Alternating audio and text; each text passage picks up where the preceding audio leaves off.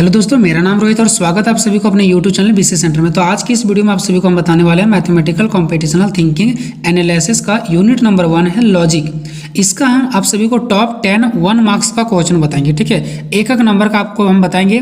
इसके पहले अगर आप ये नहीं जानते हैं कि मैथमेटिकल कॉम्पिटिशनल थिंकिंग का किस प्रकार से पेपर पूछा जाएगा, ठीक है, तो हम मॉडल पेपर बना दिए हैं मैथमेटिकल कॉम्पिटिशनल थिंकिंग का। अगर नहीं देखें तो जाकर के देख लो, डिस्क्रिप्शन में उसका वीडियो का लिंक डाल देंगे, वहां से जाके देखो। मॉडल पेपर मैंने बना दिया इसका कि कौन कितने मार्क्स के आएंगे, ठीक है, वो सब कुछ आपको वहां से पता चल जाएगा। और मैंने आपको समझाने के लिए बस बहुत अच्छा ट्रिक का प्रयोग किया, आपको सब कुछ समझ में आ जाएगा। ठीक है, टेंशन लेने की कोई जरूरत नहीं। अगर कोई दिक्कत है तो कॉमेंट बॉक्स में कॉमेंट करो ताकि उस प्रॉब्लम को नेक्स्ट टाइम में मैं सॉल्व कर सकूँ। ठीक है, तो देखो यहाँ पे पहला क्वेश्चन क्या दिया गया। ठीक है, बताया गया कि if P and Q are statements then determinants of equivalence statement is. देखो, जब भी इक्विवेलेंस पूछेगा, ठीक है, तो देखो इक्विवेलेंस का मतलब क्या होता है। इक्विवेलेंस जब इधर से और इधर से दोनों तरफ से साइन होते हैं, ठीक है, तो जब भी इक्विवेलेंस की बात करेगा तो आपको क्या करना है, P एंड Q लिख लेना और यहाँ पे इक्विवेलेंस का साइन देना इस प्रकार से।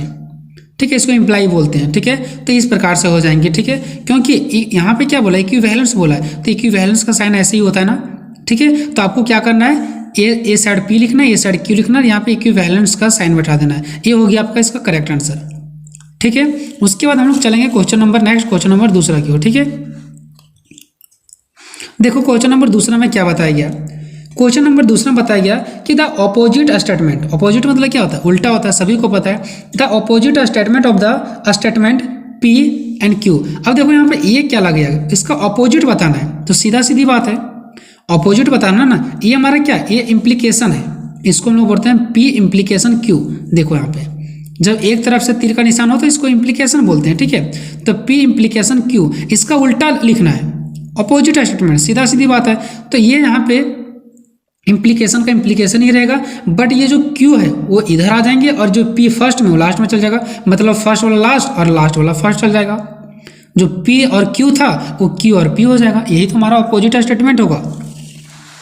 उसके बाद हम लोग चलेंगे नेक्स्ट क्वेश्चन नंबर तीसरा की ओर। ठीक है, इसको मैंने बहुत ही अच्छा से समझाने का आपको प्रयास किया है। ठीक है, देखो क्वेश्चन नंबर तीसरा में बताया जा रहा है कि इफ P इज ट्रू, देखो इफ P इज ट्रू, कि P जो है वो सही है एंड Q इज फॉल्स, तो what is the truth value of P Q। ठीक है, ये जो साइन इस प्रकार का दिखेगा उसको कंजक्शन बोलते हैं, तो P कंजक्शन Q का। तो मैं आपको बहुत अच्छा तरीके से समझाना चाहूंगा। देखो यहाँ पे P इज ट्रू, यानी कि P क्या है, ट्रू है, and Q is false, Q क्या है, फॉल्स है, मतलब एक सही है और एक गलत है, एक ट्रू और एक फॉल्स। तो जब भी क्वेश्चन में एक ट्रू और एक फॉल्स दिया हो, ठीक है, तो बस आपको ये ध्यान रखना कि एक ट्रू दिया हुआ है और एक फॉल्स दिया हुआ है। अब मेन काम आपका यहाँ पे, ठीक है, इस प्रकार का जब साइन लगा रहेगा तो इसको हम लोग क्या बोलते हैं, इसको कंजक्शन बोलते हैं। तो जब भी कंजक्शन लगा रहेगा ना और एगो सही और एगो गलत बोलेगा तो वो हमेशा फॉल्स ही होगा।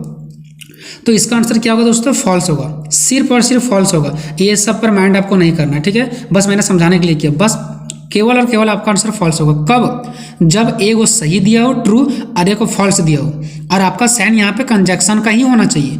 अगर सपोज करो कि यहाँ ट्रू और फॉल्स दिया है लेकिन आपका साइन यहाँ पे उल्टा है, यहाँ पे कंजक्शन है और यहाँ पे उल्टा है, यानी कि इसको बोलते हैं डिसजंक्शन। ठीक है, अगर डिसजंक्शन दिख जाए तो ये आपको ट्रू हो जाएगा, मतलब एक ट्रू और एक फॉल्स रहे तो इससे हमको कोई दिक्कत नहीं है। अगर इस प्रकार का साइन रहे तो हमेशा फॉल्स होगा, और जब इस प्रकार का भी के जैसा रहे तो हमेशा ट्रू होगा।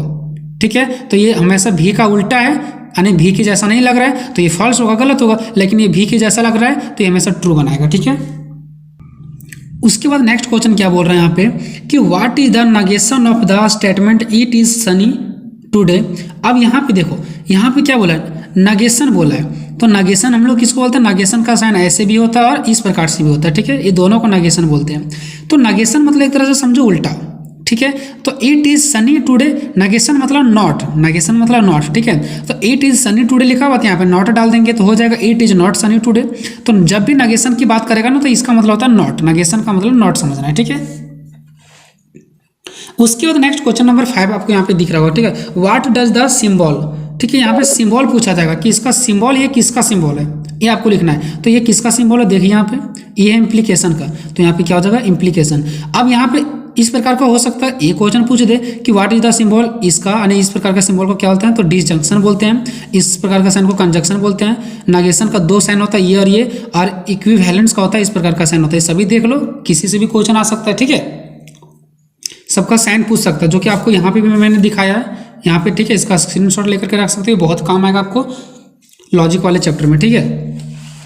उसके बाद हम लोग चलते हैं नेक्स्ट क्वेश्चन की ओर, ठीक है।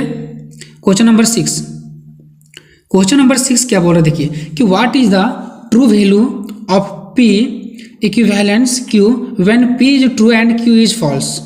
देखो क्या बोला है कि एगो सही है, पी इज ट्रू एक सही है, एंड क्यू इज फॉल्स एक सही है, और एगो क्या है गलत है। लेकिन यहाँ पे किसका वैल्यू पूछा है, truth value of P equivalence Q, P equivalence Q. देखिए दोस्तों, इक्विवेलेंस का मतलब होता है, इक्विवेलेंस इस प्रकार से होता है, तो हमें भी इक्विवेलेंस का ही निकालना है। इक्विवेलेंस का मतलब होता है एक ही जैसा, लगभग बराबर, समझो, ठीक है, एक ही जैसा, ठीक है। तो इक्विवेलेंस मतलब बराबर होना चाहिए, लेकिन यहाँ तो बराबर नहीं है, एक सही बोल रहा है जबकि एक फॉल्स बोल रहा है। लेकिन इसका मतलब क्या होता है, इक्विवेलेंस होता है, इक्विवेलेंस होता है, देखो इक्विवेलेंस, इक्विवेलेंस कहता है कि बराबर एक जैसा, समझो, ठीक है, जो एक ही जैसा हो। तो एक यहाँ ट्रू और एक यहाँ फॉल्स बोल दिया है, ठीक है, तो एक जैसा तो नहीं बोल रहा है, तो इसका आंसर हमेशा क्या होगा, फॉल्स होगा, ठीक है। उसके बाद नेक्स्ट क्वेश्चन की ओर हम लोग बढ़ेंगे। क्वेश्चन नंबर हमारा 7 है कि if P is false, P false है तो what is the truth value of A। इसको हम लोग क्या बोलते हैं, देखो इसको नेगेशन बोलते हैं, इसको क्या बोलते हैं, नेगेशन बोलते हैं। तो नेगेशन P का वैल्यू पूछ रहा है, नेगेशन P का, तो देखो नेगेशन P, नेगेशन का मतलब क्या होता है, नॉट, क्या होता है, नॉट, तो नेगेशन P का पूछ रहा है। तो देखो P जब फॉल्स है तो इसका नॉट P का बोल रहा है, तो इसका उल्टा हो जाएगा, यानी कि ट्रू हो जाएगा। और अगर यहाँ पे ट्रू रहता तो यहाँ पे फॉल्स हो जाता। इसका मतलब क्या होता है दोस्तों, नॉट होता है, ठीक है, तो यहाँ पे फॉल्स दिया है तो नॉट फॉल्स मतलब ट्रू, और अगर यहाँ ट्रू रहता और नेगेशन का दिया है तो यहाँ पे फॉल्स हो जाता, उल्टा हो जाता। नेगेशन, नेगेशन हमेशा उल्टा होता है, ये बात को ध्यान रखना है कि जब भी इस प्रकार का साइन दिखे नेगेशन तो हमेशा उल्टा होगा, ठीक है। फॉल्स दिया तो ट्रू, ट्रू दिया तो फॉल्स।